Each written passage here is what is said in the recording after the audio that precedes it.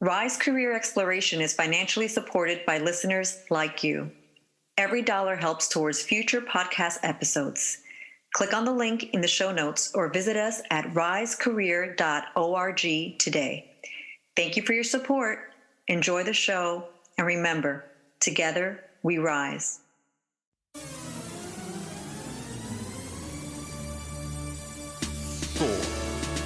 3, 2, 1. Hey, welcome everyone. I'm your host, Corey Alexander, licensed school counselor, author, and entrepreneur. And this is Rise Career Exploration, the podcast, where we interview guests on their professional journeys. Choosing a career can be one of the most difficult decisions of your life. Join me as we interview guests on their professional journeys. You'll find that the twists and turns of career struggles aren't unique to you, and that the path to your dream profession isn't always a straight line. Whether you are a student who wants to learn what it takes to be in a specific career, or just want to hear some great career advice, this podcast is for you.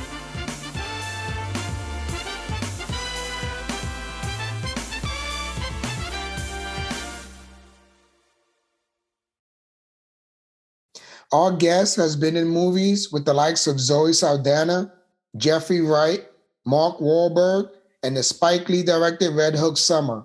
Television shows like Law & Order, Person of Interest, and For Life, the Curtis 50 Cent Jackson executive produced show on ABC about a prisoner who becomes a lawyer litigating cases for other inmates while fighting to overturn his own life sentence for a crime he didn't commit.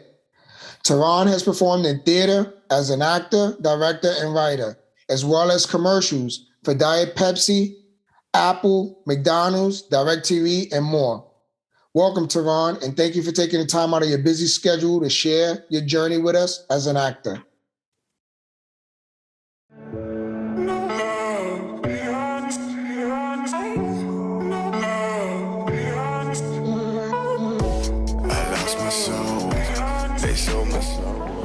You look angry on TV. I appreciate you coming on this way. Mm-hmm. So, Hassan. Is that what he's calling himself now? He's a different man now. He used to steal from my mother. Took her dialysis equipment one time. I came home, had to rush her to the hospital. She nearly died because he needed his vial of crack. He's here for a reason. Just like everybody else. You want me to do something for you? I thought you could have a look at my file. You think I'm gonna risk my job for you? Yeah, I got a wife and a daughter who's about to have a baby. And that's my problem. Why? Because you took my brother's case to get to me. I lost my life. You should have thought about that before. Before what? Before I decided to be black in America. Court is back in session. I'm sorry I never wrote back to you. When you sent me that letter, I meant to. But I didn't know what to say. Day came a week, came a month, and then I just thought that it was too late. It's never too late. You got a problem? I wondered if I could have a closer look at your legs. Dude, you from New York? You're a weirdo. Step back. Whoa, whoa, whoa, whoa, hey, NYPD. What the hell is this? You recognize this guy? Wow. That's Dwight. Dwight? Dwight Dizziak. We used to ride together. Haven't seen him in like a year, but if you find him, tell me he owes me money. Oh, Dig. What do you think you're doing out there, Pops? What? It's the first day of camp. Might want to settle down. I told him my time is out this morning. And he said, go ahead to work. I said, no. I'm going home this morning. Yo, who holding the rap game down, B? Jay is holding the rap game down, baby. Yo, chill out, yo. It's Nas. Nas holding the rap game. Oh, Yeah, y'all niggas, man. Yeah, Dame Daddy, Dame Diddy, you Dame Dummy. You were so far ahead of your time, I'm about to start another life. She eats tonight, girl. You know, I just need a little bit of daylight. Gotcha.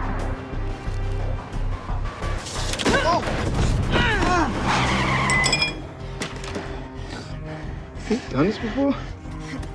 You're pretty good at it. I was in med school for a bit. You a doctor? What, you don't even remember the alibi you gave from this morning? Whatever, man. We got this, too. Now they look about 3. 2.5. Now, imagine them at 22.5, and strangers to you. Because the ride to Arsenal gets longer and longer every year Pop's locked up. I didn't know that lady was a cop. Come on, get on my back. I'm sorry. Get on my back. Okay. Well, if you get on my back, I'll go get you some hot chocolate. You promise? Okay. Oh, man.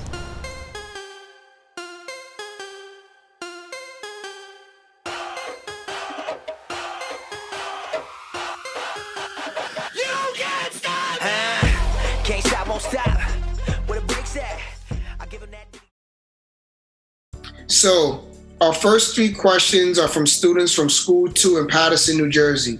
Shouts out to their teacher, Mr. Hansen.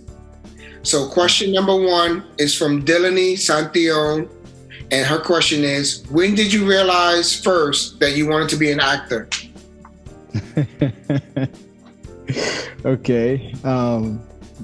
What's her name again? Her name is Delaney Santion. Hello, Delaney. First time I wanted to be an actor when I realized I was in college already. I was in culinary school. I went to school I went to school for culinary arts at Johnson Wales University. And right before I went to college, I was in a peer leadership class, and we would do skits and things. And I started to like acting a little bit. So I said, okay, I'll try for the spring play. Tried out for the spring play, played Grease. I played Kaniki in Grease. And then I took it up as a hobby in college. So long story short, the acting bug, as they say, began. I started to give more of a passion for that more than culinary arts. And I was really good at culinary arts. And I really loved it. I wanted to be a chef since I was 8 years old. I remember cooking at 8. And, but again, that love for acting just outgrew my love for my passion for culinary arts. So I tried out for a tough school to get into, which is Rutgers University. They have a conservatory there called Mason Grove School of the Arts. And I got like almost 1,000 people auditioned, probably even more, but only 20 can make it. So I auditioned, got in, and kept pursuing it. So I first I wanted to act when I was in college. Thank you. Our second question is from Joel Galvez. Did your family or friends doubt you? Good question, Joel. You know what? Not really. I don't have one of those stories where people doubted me and things of that nature. My family was always supportive, especially my mom. I think about it now as an adult. I went to culinary school and they say, "Mom, no, I want to be an actor." She's like, "Okay, we're going to," and she gave me no feedback, no nothing. And Johnson Wales was a private school, and it was anyway. So I really, if anyone doubted at times, it was me. You know what I mean? I had to deal with self-doubt at sometimes. And that's actually harder when other people doubt you. You know what I mean? Because what you really feel about yourself is what really, really matters. And so yeah, no one, as far as I could think of it, no one really doubted me. My family was very encouraging, especially my friends too. Yeah, I could imagine it could have been difficult since you was actually good at culinary arts. It's not like you were good and then it made sense to move on. You was actually gifted in that area and passionate about it. Right. So that made it an even more difficult decision. Well, you know, it's funny. I'm thinking about this now. It wasn't difficult for me. Right. It was. So let me just give you a little bit of clarity how good I was in culinary arts. So my freshman year, out of over 2,000 students, I was the number one. I was the number one student picked out of over 2,000 students my freshman year. I won the Faculty Achievement Award. I was I was in I cooked in 4-star restaurants. I cooked in the Cape. I was really good. It's really good. I was on my way to being a great chef. And it's funny that when the decision came, as soon as my passion switched, it was a no-brainer for me. But here's the deal. I said, you know what? I guess God gave me wisdom back then because I didn't even know the Lord back then. And I said, look, I know acting is a tough business to get into. So if I'm going to pursue it, I want to make sure that I at least try it for a tough school to get into to see if I got what it takes. And that's what I did, because I was doing a good job, because I was like, look, if I don't make it in, then I'll just continue with my culinary degree. I'm good. I know what I'm doing, and that's it. But once I got in, it was all she wrote. I was done. I was done. That was your confirmation. Yeah. I was done, man. That's what's up. Here's the thing. I had no like theater training and like theater etiquette, and I didn't study with these people. But I just had a raw talent. You know what I mean? And favor, because I remember my audition. But yeah, man. So yeah. That's what's up. The third question is from Nicholas Ruiz Aranda. Have you ever wanted to do something other than acting? Oh, yeah, that's what culinary arts, yeah. Arts, yeah. Yeah. Okay, so those were our questions from the students. Shouts out again to Mr. Hansen and Patterson School Number 2 Middle School. And so these are my questions now. All right, cool. Let's get into them. Like a job interview, sometimes people just go through the motions because they're not super excited about the position. Is it the same for you as an actor, or do you as a professional get yourself to a place to be excited for the next opportunity, even if you're not 100% feeling the role?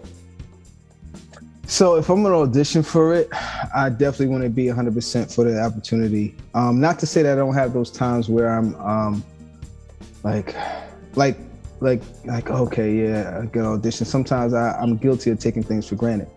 But if it's a movie, if it's a theater piece, if it's a TV series, if I'm auditioning for it, I am getting ready. I try to make sure that I'm. And sometimes the funny thing is, as I say this, I think about sometimes I procrastinate still, and I don't know why I do that. To start reading it. Like to start reading the script and start getting prepared. I don't know why I do that. Sometimes I question it. I'm like, God, why do I do that sometimes? And it's actually foolish, to be honest, because the odds out here of after you landing something it's not easy. So you want to be as prepared as possible. Yeah. But by the grace of God, I'm really, when I'm actually in front of that camera and I'm auditioning, 9 times out of 10, I'm solid. I'm solid. And, sometimes, I'm not as solid as I want to be, but, I'm pretty solid for the most part. Did you have that habit of procrastinating to study and things like that in school and college? Yeah, I did that. I procrastinated a lot. But I did have that procrastination thing in college. Yeah, I did. So I think about it. Yeah. Do you think it's I'm going off script right now, but do you think the fire of having to be prepared, the intensity of studying in a short amount of time is something that works for you? Like, it would sound good if I say yeah. Like, yeah, I love the crunch time and all the pressure.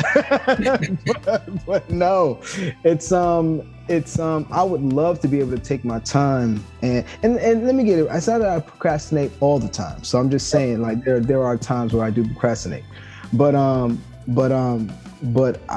if I have the opportunity, especially if it's something like big, you know what I mean?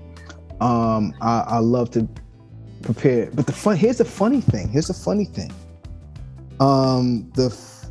TV show, actually my biggest role to date and for life, when I played Calvin Newcomb, I literally did not get an opportunity to study that. Besides, I promise you, it wasn't like I wasn't trying, but I had some very important things to do, and I could not get to it. So I literally, by the grace of God, it was like, it was a Saturday, I remember, because I had asked my manager, I felt like to ask my manager to give me an extension. Because I was already doing stuff, and I was directing a video for a celebrity. I take certain things I take very personal, like my fellowship time. And I knew I needed this fellowship time, and I couldn't put the fellowship time aside to study my role. And not to say that sometimes I won't do that, but this time I really feel that I needed to fellowship, and it was like prayer meeting, all this type of stuff. I just needed to be there. Yeah. And I couldn't cancel it, so I really did not get a chance to look at my script. So the day of, the Saturday, I literally said, God, I wanted to study. And I'm like, look, I don't know. Literally, I promise you, it was a page and a half of stuff. And by the grace of God, I was able to memorize all that stuff. Wow. Not just memorize it, but have the intentions, have the character. I mean, so when I went in the room, and this is for the pandemic, because now you don't really go in a room anymore. Everything is like self-tape or via Zoom like we are now. I went in the room, and I'm literally doing this with the casting director, and she was blown away. Wow. She was blown away. After an audition is normally a callback, right? I didn't get a callback.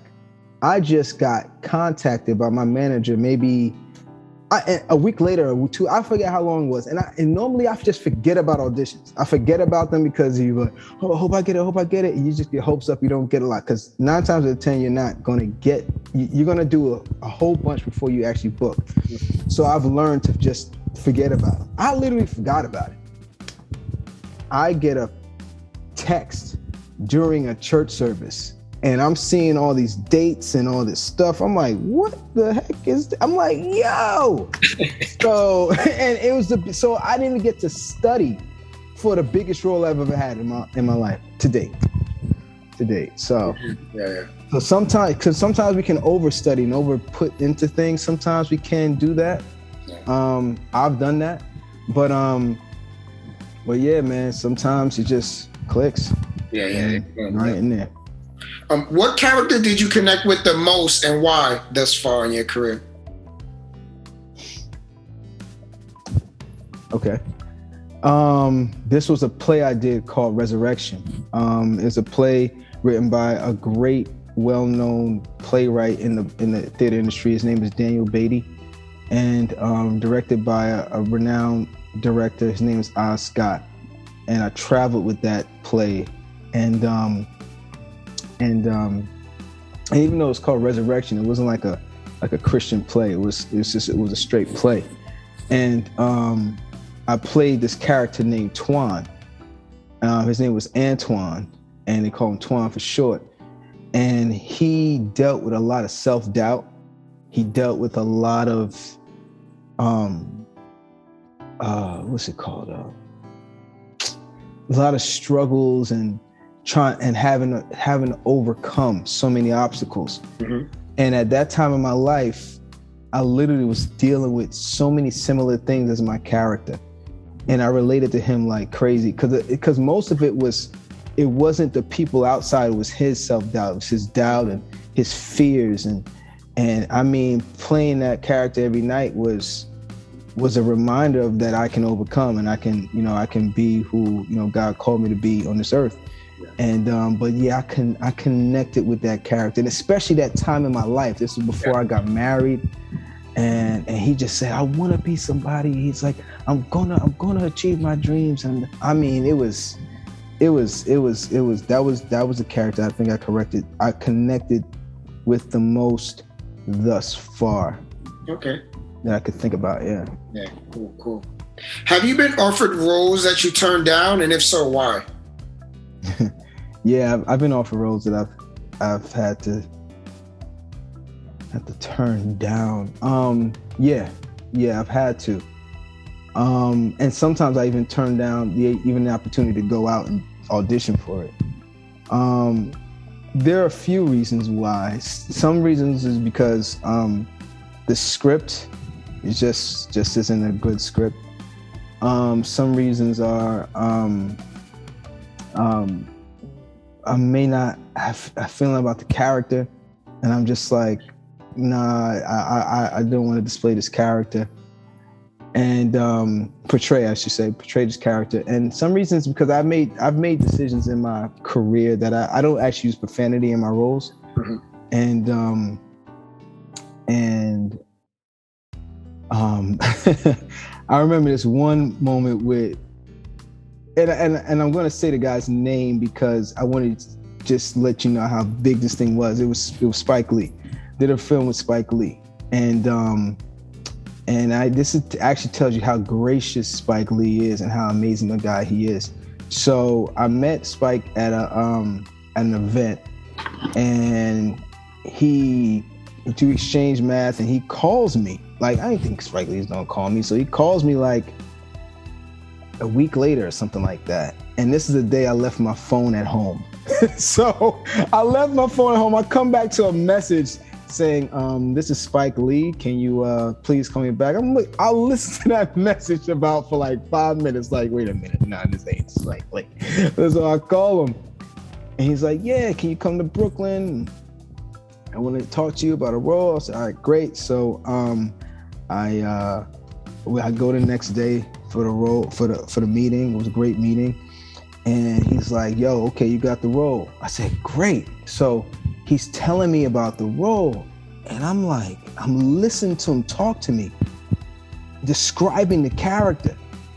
And I'm like, yo, I know this character is gonna be using profanity. I know it is. I know he is. I'm like, and it's like a dream come true. And like, he's talking to me, and then he leaves, and as soon as he leaves, the costume people come in, and they're fitting me and taking my measurements the whole time. I'm like, yo, I gotta tell him, because I can't be on set and tell him I can't, So it was one of the hardest things to do. I said, Spike, man. He's sitting at his big table in his office, and I say, hey, Spike, I love the role, but I can't use profanity. He said, what? I said, well, I can't be around. He said, but can you be around it? I said, yeah, I can be around it. You know what I mean? I'm around you guys every day. I ain't say that, but he's like, I'm around you every day. But I'm like, yeah. He's like, all right, man, you can do it. And he gave me the role. I was playing a blood in Red Hook, Brooklyn, and in the projects, and fast forward to after the film is finished, and we're doing something called ADR, which is audio digital recording, where you're looking at the screen, and if something's not said well, you have to like speak under it. You speak so it comes out well, or you want to ad-lib to just add flavor to the whole scene. So we're in there. I mean, with other actors, we're doing it. The whole people there, and he asked me, he said, I want you to say this in this line. It was a lot of profanity. I said, Spike, remember, I don't use profanity. Then Spike wants to get all big. He's like, why? Why can't you do it? He's like big and brolic in front of everybody. Like, what is it? Like, he's trying to be funny. And I'm like, and then I know it's nothing but the Holy Spirit. It's just like, look, I got very bold in that moment. Like, I didn't freeze up. I didn't get nervous. I just got this calm and this boldness that came over me. And I said, I'm in the room with a lot of people. Yeah. Not a lot. Let me say a good amount of people. And these are like some big people. And I'm like, Spike, look at that screen. Like, I remember this. I promise you. I said, Spike, look at that screen. I said, I'm playing a blood in Red Hook, Brooklyn, in your film, and I did not use one word of profanity, and I'm one of the most convincing people on that screen. I said it just like that. And one of the ladies in the room, who was like a higher up in the room, she says, "Hey, Spike, he's right." And then he goes, he said, all right, you said, and you said, and it was golden. That film actually went on to Sundance. I got to go to Sundance Film Festival, had 2 films in Sundance Film Festival that year. And I got to go and I got to meet people, and I actually got my new agent, my new manager after that encounter. And yeah, man, so there's been times where I had to say no to things just because of my personal convictions. So yeah, I've had to say no. Yeah, that's what's up. Thank you for sharing. And you know what? And also, I had to say no in integrity of the character too. So there was one time where I was actually offered a role to play Tupac. And I said, yo, as much as I would love to play Tupac, I said, I can't do it because if I play him, I won't be representing who he was or how he was. I want to be able to play justice not because of my skill, but because he used profanity. You know, Pac. You know what I mean? So it's just like I couldn't dumb down his character because of my personal convictions. You know what I'm saying? So I said, nah, man. So there's been times because I had to say no because of the craft, just to honor the craft and honor the art. So yeah.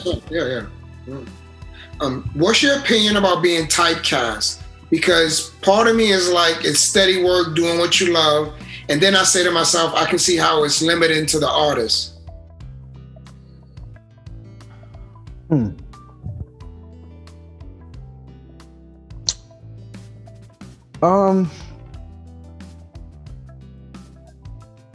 Well, first off, I would say in short, I don't like it because I'm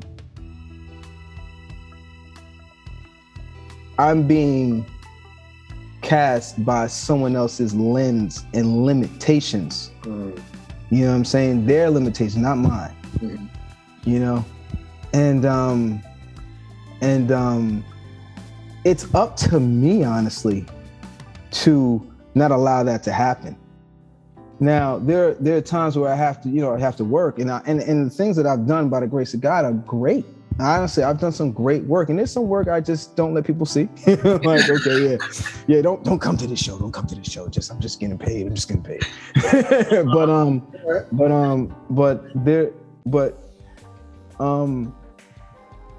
My thing is this: if the role or the show is great and it's just a character that you're playing, but there's levels to this thing, you know what I mean?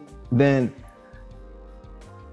I don't look at it as being typecast. I look at it as just another role.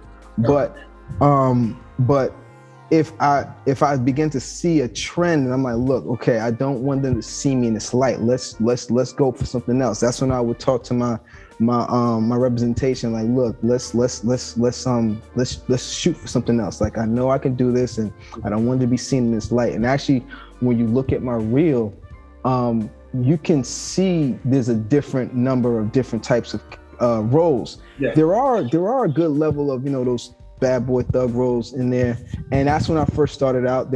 I was getting a lot of those roles, which was fine, you know what I mean? But as I progressed and grew in my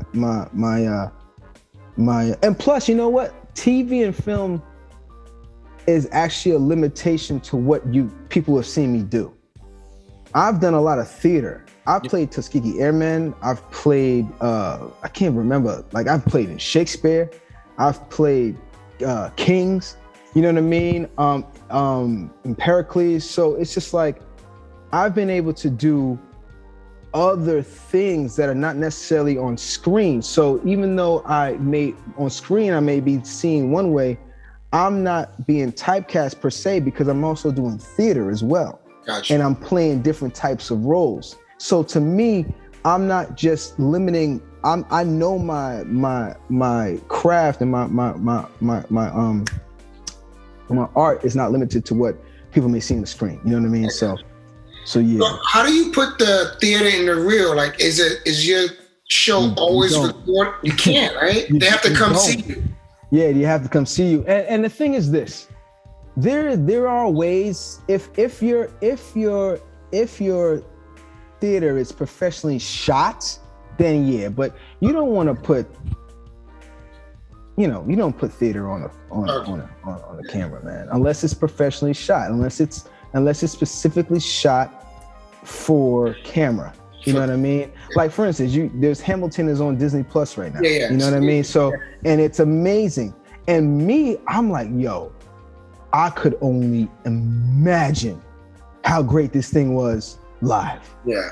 Like, as great as it is, because I didn't see it live, as great as it is on Disney Plus in my living room, we're missing the lights. We're missing this person dancing over here while the person's focused here. We're missing all of that. Yeah, everything else besides what's in the frame. Yeah. Exactly. And plus we're missing the atmosphere. Yeah. Oh man, I can only imagine how incredible that show was. Man. So you really can't capture, even when you film theater, you still can't capture it. You can't capture it.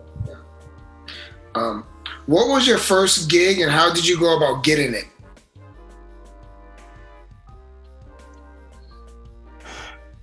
My first gig, I want to say Invincible, but if we're if we're being technical and like my first gig, I don't even know.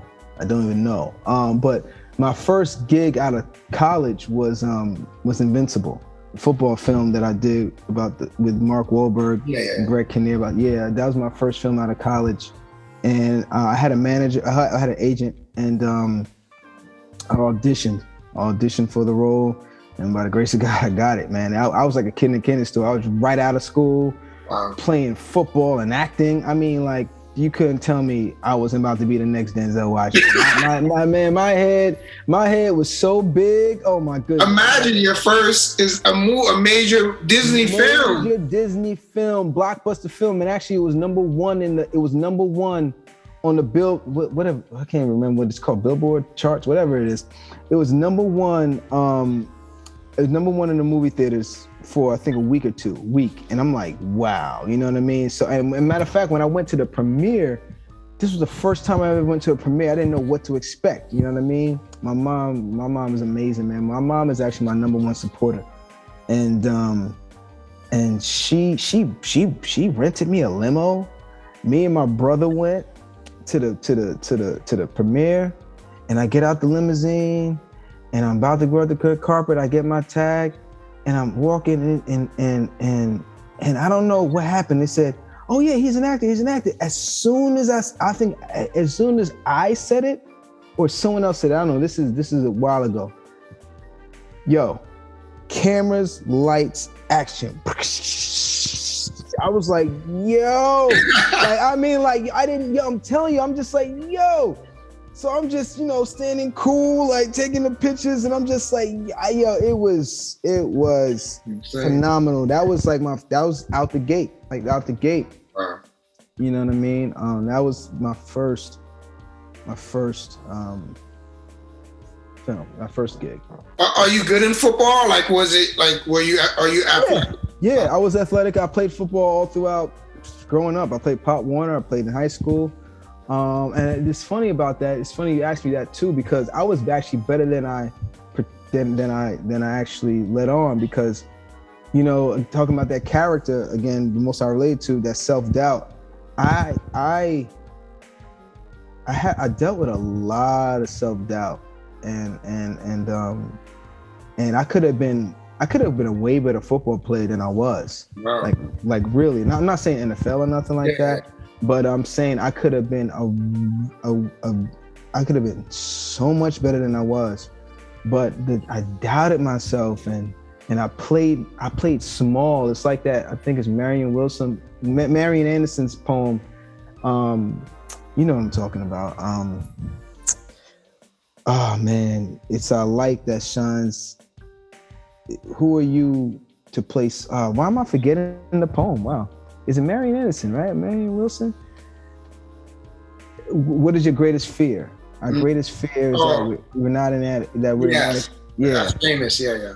And I can't remember. I don't know why I can't remember it right now. But I was playing small. I played small because it was easy. It was me hiding. And I look back and I'm able to say this now. I couldn't articulate that back then. You know what I mean? But I was literally playing to the crowd. You know, what made people laugh was me being small. I was afraid to let my light shine. I was afraid to be great, to be honest, to be great. And I was too afraid. So I wasn't as good as I could be. I just kept going back in this little shell. So by the grace of God, he took me out of that, and still taking me out of some levels as I continue to live from day to day. I see this other areas that I need to grow in, and yeah. So I was athletic. I played basketball too. You know what I mean? But yeah, I was able to play football. Matter of fact, that's what really sealed the deal, because I was good in the acting. And so we had to all the actors were auditioning. We had to audition with football. And actually, I had my brothers who played college level D1 football, you know, prep me like a day or two before the actual football audition. Yeah. And man, they whooped my behind, man. They was getting at me. And I'm like, man, I was like, yo, y'all wasn't this good in high school. I'm like, man, like, this is my little brother. I'm like, yo, y'all checking me. Y'all doing all y'all, this is a whole different level. So I really practiced with them. So when I went on the actual field with these other actors, man, I was dusting them.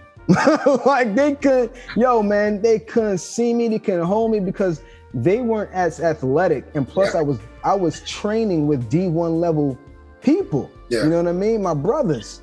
And they gave me the business. So when I was dealing with these cats, man, get out of here. You know what I mean? So it was easy. So I remember one of the coaches out there said, man, he's too fast for these guys. I remember hearing him say that. So that kind of sealed the deal. You know what I mean? The fact that I was actually really good at the acting as well. So that was good preparation. Yeah. It was great preparation. Who was your favorite actor growing up?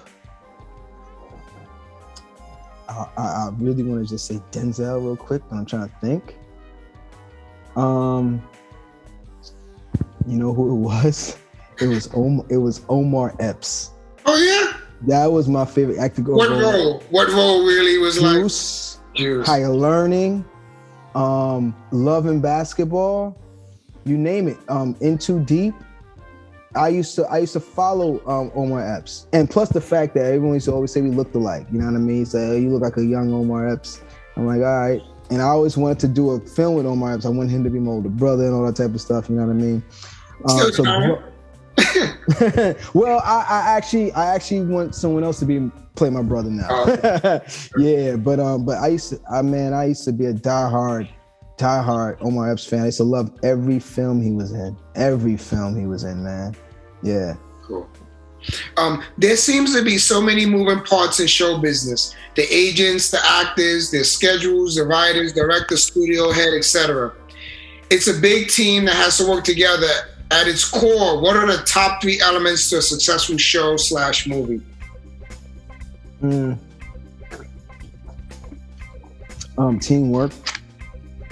Teamwork. That's pretty much it. Like at the crux of it all, like teamwork and sticking to the vision, no matter what role you play, whether you're the gaffer, the lighting director, the director, the cinematographer, the actor, it's teamwork. Because you see a film, you see but so many people, but then after the end of the film, the credits, so many names. Even the person who sends the emails, I'm drawing blanks on these people's jobs, but the hairstylist, everybody, man, every single person. I mean, even down, I don't want to even say down. Everyone plays their role. Everyone. And it's their critical roles. The the craft services people, the people who do the lunch. Everybody. It's teamwork. Having a solid team and people who are answering the call and doing their jobs on set or on stage. It's everyone. Teamwork. That's what it is. What was the most surprising thing you learned about show business? How ugly it could get. I remember when I went to Sundance. Is that the most surprising? I want to think. I really want to make sure I answer this. I do think it was how ugly it could get. Because you hear stories, but when you experience it, it's a whole another thing. Yeah. And I remember when I went to Sundance, I met this, and I was in transition of finding a new representation.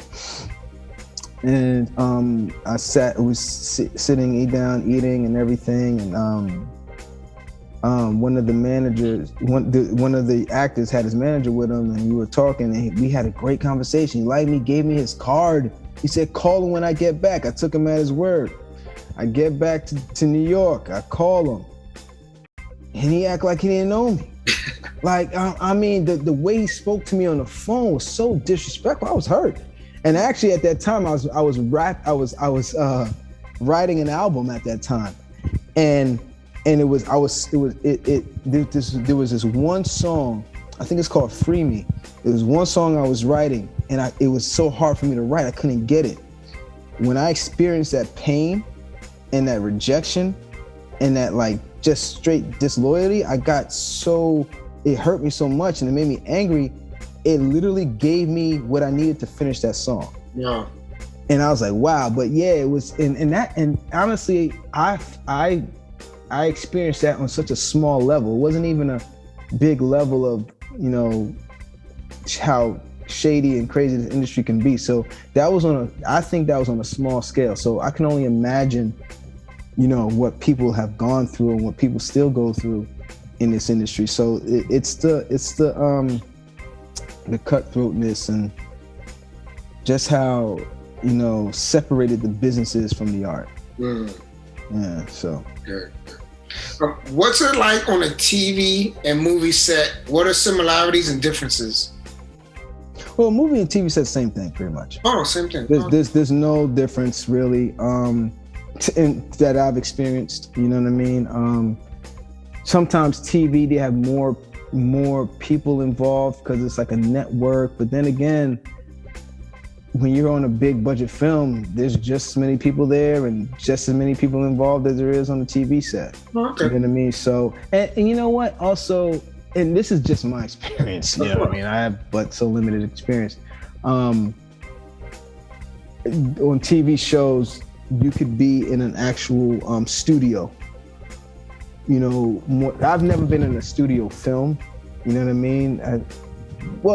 Invincible was a big studio film, but we didn't shoot it in the studio. It was shot in real locations. TV, like For Life, you see in jail cells, we wasn't in a real prison. We're in the studio. They made that up.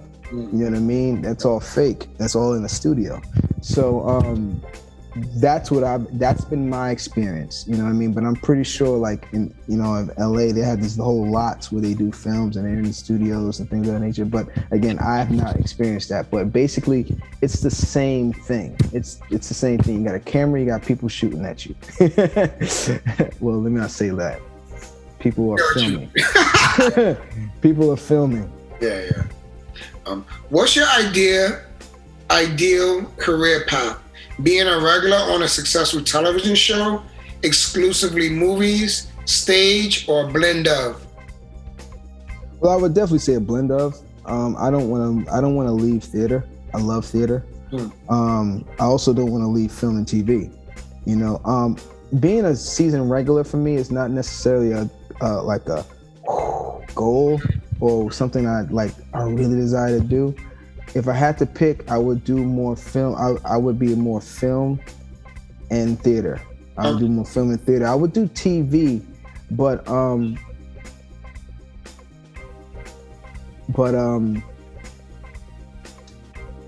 if I had it my way and I could really support my family and live out what I really want to live out, I would do film and theater. I would go from film to theater, and maybe a TV shows could come in here and there.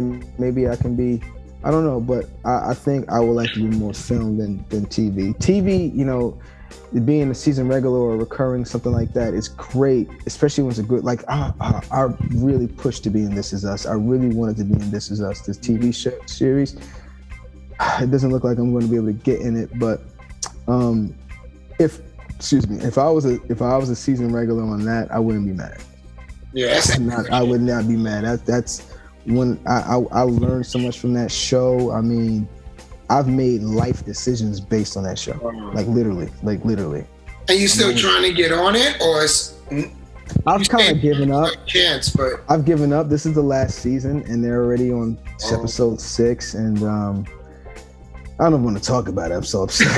I'm like, it's still like a thing. I'm like I was really telling them, but it has to also do with COVID. They don't want people flying from New York to be in a film, to be in a show in LA if it's not a big role. And right now they weren't looking for a major role that fit my description. Okay. So yeah, I'm actually gonna have to sit with them. Like I didn't get to be in that show, but life goes on. Yeah, life goes on. What should aspiring actors be doing in middle, high school, and college? Well, if you know that you want to be an actor at that young age, middle school, you should be acting. You should be learning about the craft. You know what I mean?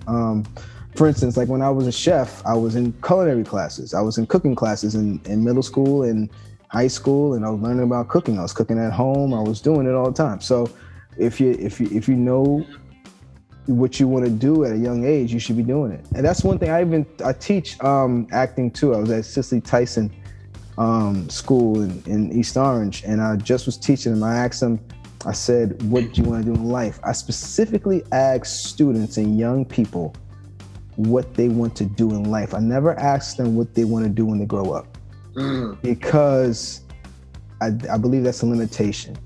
You don't have to wait till you grow up to do what you want to do. You can do it now. I don't care if you want to be a lawyer. If you want to be a lawyer, you can start researching what lawyers do. You can start reading cases. You can start looking at films about lawyers or TV or documentary. You can do, there's one person in my class who wanted to be an architect. I said, okay, you can learn about be an architect now. Why do you have to wait until you're a certain age or you're old? And what's old these days? You know what I mean? The older you get, you realize how young you really are. Yeah. That's good stuff. Yeah. Yeah. So I always ask them what they want to do in life. And because even with acting, you have child actors all the time. Oh, yeah. You wouldn't be able to do certain films without a child. Yeah. So, a matter of fact, as I was saying that, and I was like, yeah, look at Broadway. There's the Lion King. They got kids playing Simba. Yeah.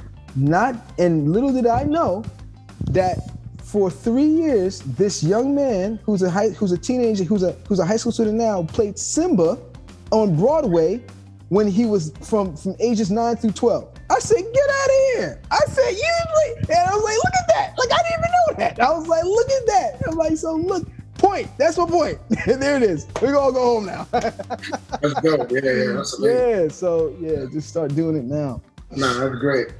I'm a guidance counselor, so that's something I could just keep in mind. Because that's what I tell them. I was like, do some aspect, some form of it now. Speak to people who's doing it. Get the information. Right. Yeah, just put yourself out there. Yeah, that's good. Right. You've been in a Spike Lee movie and a 50 Cent produced show. Have you met both of them, and how was that? Well, we know you met Spike. And we know how that went. Spike, and I got to speak about Spike. Spike is an amazing guy. When we did that film, he really makes it a community. Like, he literally involved people in the actual community to be extras and stuff. Like, look how, like, you know how much someone feels when they, I get to be on film, even if it's like a little smidgen. Yeah. So he allowed those people to be in it and stuff like that. I mean, he's an amazing guy, and that's why he's been going for so long. You know what I mean? I didn't meet 50 Cent. I didn't get the chance. Even though we was in the same episode and we still didn't even meet. You know, we were on set together. Yeah. Okay, it's all good. What's your process for memorizing your lines? Reading them and saying them. Sometimes what I do is I use my recorder and I record the other person's lines, and I leave gaps in between the lines so I can actually try and say my lines through it and know my cues and do that. So it's reading it, it's studying it, and actually it becomes becomes muscle memory. So it's like the more I do it, it's not as hard for me to memorize my lines. Like I can get a script right now, 1 or 2 pages, and sometimes I can memorize it within 10 minutes. Wow. You know, it depends on if it's thick. Then if it's like a monologue, that's something different. But if it's like a TV film stuff, because they're like line, I could literally kind of, if I needed to, I could really memorize it pretty quickly. And actually, some actors on TV sets all the time, sometimes they don't learn their lines until right before they have to shoot. I don't know how they do that. I don't know why they do that, but you get muscle memory, so it's probably their muscle memory. You know what? You're absolutely right. Because I got to be on set with some icons, and they may not be like big celebrities, but you know they've been in films and they've been doing this stuff a long time. So yeah, you're absolutely right. Muscle memory, they get it down and they're good. They're good. Yeah. So yeah. So I know you write also. When did you start writing?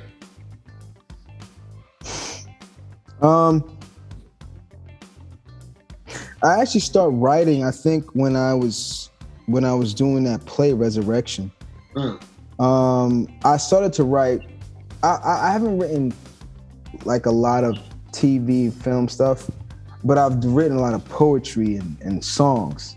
But as far as like scripts,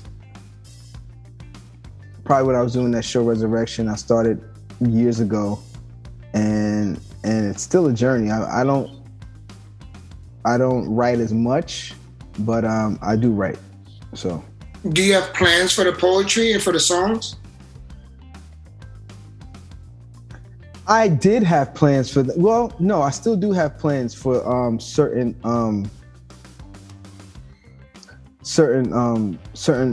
spoken word pieces that I do. Actually, I just wrote a spoken word piece last week, and it actually collaborated with a marketing team, 6+1, and they just aired the visuals of it. Like, I wrote the poem, did the voiceover for it, and they did a visual for it. Now it's actually streaming right now. Maybe like on social media platforms. Okay. So you can just see it. It's a Black history poem that I wrote. And I like he had a great concept, and talked about how light can shine out of blackness. You know, because when you look at the definition of black, it's called it's the absence of light. Absence of light. So we kind of played on that, and it was really great. Okay. So yeah, we'll put it in the show notes. Okay. What encouraged you to write and direct?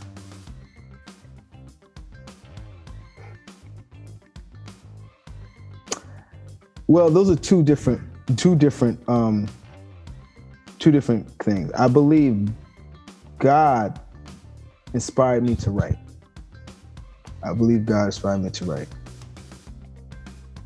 To direct, I think that was my peers. Okay. And matter of fact, my first time directing was in college, actually. And so what inspired me to direct, the first time I ever directed, and I realized at that time I was a producer too. I didn't even know I was producing. But it was when I went to Mason Gross at Rutgers University. I was on a campus, and Mason Gross is a school of the arts, so they have dance, music, theater, all these things. And I'm like, wow. So me coming from Orange, New Jersey, I'm thinking like, we do plays where they do musicals and everyone's coming together, the band plays, and I'm like, do they do that in there? Like, no, we don't do that. We all separate. We're separate. I'm like, okay. So I always had this desire to bring all the arts together and do one big show. So my senior year, we did senior pieces, and I had this play that I renamed and called African Extravaganza. And it had music, it had dance, it had acting, it had everything. And I produced it and directed it. And people came out by the droves and they loved it. People thought it was an annual event, literally. And it was my professors was like, Turron, like, how did you do this? Like, this is great. And I directed it. And when I invited somebody, he's the director now, really good director now at the I forget the name of the theater, but he looked at my program. He said, "Oh, you're a producer too." I'm like, "What do you mean I'm a producer?" I said, "Well, you got these people that come here, you got this people that come here, you collaborate with everybody, and you produce it." I said, "That's what a producer does?" He said, "Pretty much." I said, "Wow, I'm a producer." So yeah, so that was that's what first inspired me to direct, and ever since then, because I never looked at myself as a director. I'm like, no, and I say, well, I'm gonna need help. I need collaborative. I need to collaborate more. I need your help. I need your ideas. And I thank God it happened that way, because that's how I still direct now. I don't say, okay, this. If I need to, then okay. But I like collaborating with artists that can and hearing ideas to make this piece go. You know, I have a vision, you know what I mean, but I don't limit my vision to my ideas. You know, I get a great team together, and we collaborate, we talk about it, and we make it happen. Nice. And ultimately, I guess it will be my vision because I'm the director, but it's a collaborative effort. It's not just me. Cool. So, yeah. At what point should someone get an agent? As soon as possible. Oh yeah? Yeah, you should. If you can get an agent now, get an agent. You know what I mean? Because the more people you have working for yourself outside of yourself, the more chance you get to get in something. So there's no point. Okay, I've done this, I've done that. Now I should get an agent. No, if you can get an agent now, get one. So you can get an agent without any history of doing work. Like they just have to. Like, how do they believe in you enough to say I'm gonna represent you? So that's the beauty about being in some of these prestigious schools like Mason Gross and Juilliard and Yale. We do everyone does a showcase, and they're already known universities. So they're known they're gonna have great talent out. So when they do a showcase, they invite all managers and agents to come out and check them out. And the managers and agents come because they know it's a reputable thing. Okay. It's not like just Joe Blow saying, "Hey, come see me," because that's tough. That's hard. It's really hard to get an agent. I don't know. I don't even know how people get agents when they're not in, they didn't go to a school. Normally, people who do recommend, like even my manager now was recommended to him. You know what I mean? He didn't see me in school. Okay. You know what I mean? So yeah, you get recommendations, but yeah, doing showcases, being recommended. And right now, I'm being someone just offered to recommend me to a top-notch agency, and I told him I think I'm going to take him up on it. Oh. So yeah, man, it's a top-notch agency. So. Yeah. And it's understood that it's levels, and when you move on from agent to agent, right. They understand. It's no. I didn't go to this for you. You leaving? It's not that. Yeah, well, it could be. It could be sometimes, you know what I mean? I'm not gonna say it's not. But at the end of the day, I think people do realize like this, I only could take you but so far. Okay. You know what I mean? I think managers are different because managers are more closer, and they're in there for the long haul. But again, we're not necessarily talking apples and oranges. We're talking kind of sometimes the same thing. We're talking about the same thing because it's not to say who's to say an agent, because we're talking about people at the end of the day. Yeah, at the end of the day. Yeah. You know what I mean? At the end of the day, we're talking about people. They just have a different title. One's a manager, one's an agent. But if an agent really believes in you and they have a strong relationship, they're going to fight for you. You know what I mean? And they're going to stick with you for the long haul if they believe in you. Yeah. It's said that agents are more cutthroat than managers, but again, we're dealing with people. Yeah. And And if they really believe in you, then they'll stick by you. And if you believe in them, yeah. That's what I'm saying. Yeah. You know what I mean? So yeah. You have screen time with Michael B. Jordan on The Wire, if I'm not mistaken. Was it The Wire? That was Blackout. Oh, Blackout. Right. Did you see something in him that attributes to his current success? Absolutely. When I was watching him perform, I said, "Yo, this guy's good." I said, "This guy's good." Okay. You know what I mean? I didn't follow him back then. You know what I mean? And I remember seeing him and being in scenes with him, and I was like, "All right, he got what it is. He's not just a face. This guy's good. This guy's good." So yeah. All right. I heard that Jamie Hector. Jamie Hector, who played Marlo in The Wire. Okay. He's top notch too. He was in that he was in that film too. Okay. Let me write that down. Jamie Hector. Yeah. He actually hit me up when he saw me in For Life. He texted me. He was like, "Yo, man, great job on For Life." I was like, "Man, praise God, man." It honestly, it feels good to get recognition from your peers, especially peers you respect.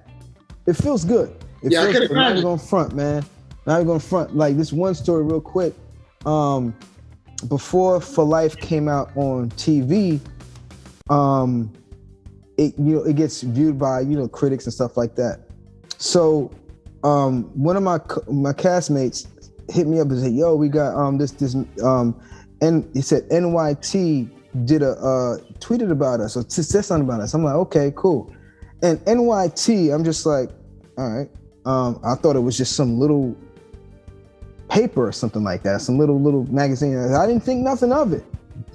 And matter of fact, that's what he didn't text me. It was he tagged me on a link on Instagram, and I read. I said, "Oh, okay, it's cool, yeah, nice." And I'm talking to my wife. I said, "Hey, babe, yeah, we got recognized by this thing called NYT, did a report on us." And I'm saying, "Yeah," and I'm just talking to New York Times, bruh, bruh, yes. And I didn't know. I'm like NYT, and then I don't know what came. Just like you just said, New York Times. That's what I was saying. I said NYT and New York Times. I was like, "Nah, ain't no daggone New York Times. It ain't a New York Times. New York Times? No, it ain't New York." I literally was saying this, bro. I'm on a train saying this. I'm like, "It's not New York Times." And my wife's like, "Babe, what else could it be?" I was like, "I don't know, probably some like village newspaper or something like that. I don't know." And then I say, "Wait a minute, you know what? Let me check." I hung up my phone. I looked closer at that thing. It said New York Times TV critic Mike, I forget his last name. I said, "Oh my!" I was crying. I was crying and thanking God on the train. Tears was coming out of my eyes, and I'm like, "Hey, I'm just like, yo." I mean, like, I was recognized by the New York Times. That's what's up, yeah. I was like, yo, I was like, wow. And I was mentioned among other great artists. I was in the same paragraph. Yeah. And I was like, you gotta be. I was just like, yo, praise God, man. Yeah. That's hot. Yeah.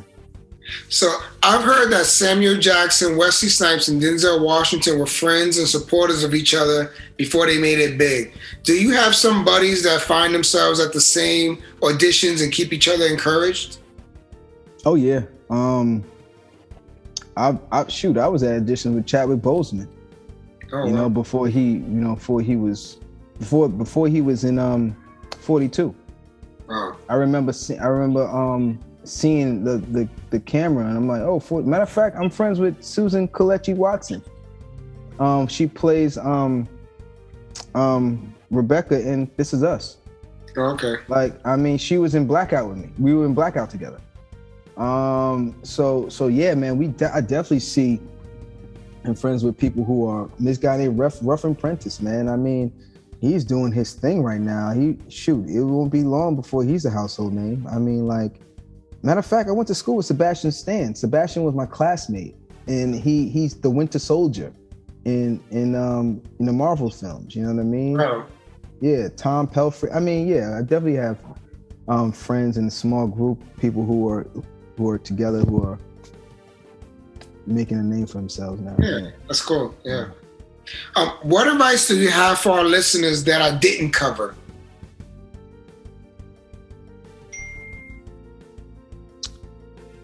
You gotta love, in regards to acting, you have to love what you do. You gotta love it, and I don't want to limit it to acting. I really want to say,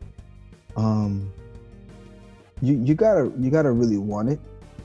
You gotta love what you do. You gotta know how to keep going when you don't have support. When you do feel like giving up.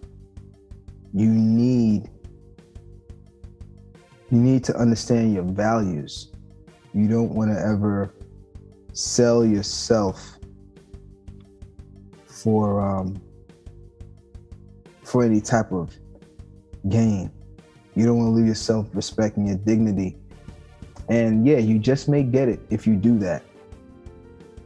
But at the end of the day, what did it cost you? Yeah. You know what I mean? What did it really cost you? And some may want to do that and some may not care, but there are certain things in life that you don't want to give up or give away of yourself that for anything you want to do in life. It ends up biting you in a way that you didn't want to be bitten. Yeah. But what I say is to really press toward what you want to do in life, to really love it, and especially when it comes to the craft of an actor or even comedians, things of that nature. There's a lot of, you don't want to just do it, become famous or anything like that. You want to actually make sure of the right motives, and maybe that may be your motive at first, but I just hope that changes as you begin to evolve and get deeper into your whatever you want to do, your craft, because it's more than that. It's bigger than us. It's bigger than you. I'm seeing more so. It's funny. I had people in tears talking to me about how happy they were about my success and what my success did for them. And I think about that scripture that says, "Let your light shine." Oh man, help me out, brother. It said, "Let your good work shine before men so that God can be glorified." And it's like, so it gives people permission to let their light shine as well. Yeah, that's it. It's encouraging. You know what I mean? Yeah. It's even, you're letting your light shine. Even when you let your light shine, it's not about you. Yeah. It's not about you. It's not about you. You're being great in who you are and what you do, but ultimately, it's not about you. Like, just think about how many people you may have seen or the interviews you may have watched, and it inspired you just because of what they've done. Yeah. And that's what you do when you let your light shine. And that's what I had to understand when I look back at my football time in high school. I wasn't letting my light shine. I was dimming it. Right. Yeah. I was dimming it, and people were making fun of me. And I'm like, okay, yeah. But man, I could have been great, but I learned my lesson. Yeah, you learned. I'm being greater now in this. So yeah, man, love what you do. Let your light shine. Don't minimize your gift for nobody. Don't play small for nobody. Yeah, you know what I mean? So, yeah. Perfect. Thank you. So we're down to our last. Got it. One thing. It's even with that, you don't want to look at yourself as a grasshopper, as small. And I want to emphasize that a little. I'm going to expand on that a little bit, because people may look at you as small. People may look at you as this little thing, like, oh, you ain't nothing. Don't concern yourself so much with how people view you. Concern yourself with how God sees you and how you see you. Don't look at yourself as small. I promise you, don't look at you. You're not small. You're not this little kid that has these little quote unquote, I'm corny. No, Your unique gifts are great. That's what I want you to see how great you are and how great you can be for this earth. That's what I would say. Yeah, amen. So I want to emphasize that. So we've come to our last question. Our final question is this. If you could text your younger self, what age would you text and what would the message be? Wow. You're trying to stick me. You're trying to get me stuck with these questions. You know what? I would say let your light shine. All right. At what age would you have sent that message to?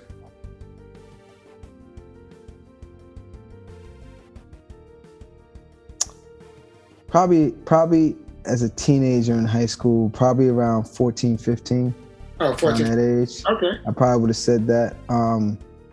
I can't remember too much what I would have said to my younger self. But I would say let your light shine, man. I will let your light shine, man. Like really, let your light shine. Don't play small. Nice. Don't play small. And that's actually, by the grace of God, that will be my next LP or EP, I should say. My EP would be titled "No More Playing Small." So you sing or rap or both? I don't sing. My wife sings. I can hold notes here and there, but I don't sing on tracks. No, I rap and I do spoken word. Okay, nice. Yeah. All right. I'm looking forward to that. So thank you, Turron Kofi Alleyne, for your time, for sharing your journey. We appreciate you, and I hope your journey has blessed our listeners. Yeah, me too, man. Thank you so much, Corey, for having me. Thank you for taking the time out. I appreciate you. Continued success. God bless you and your family. Thank you. Same to you. Same to All you. right. Same to all of you. God bless y'all. Have a great one, man. Let your light shine, for real. Let your light shine from Kofi Alleyne. All right. God bless. See you later. All right. Peace. All right. Peace. Thank you for spending time with us. Please share, review, and subscribe now. Follow us on social media, where we post new guest alerts and show recaps. All the information will be in the show notes. Thank you and be blessed.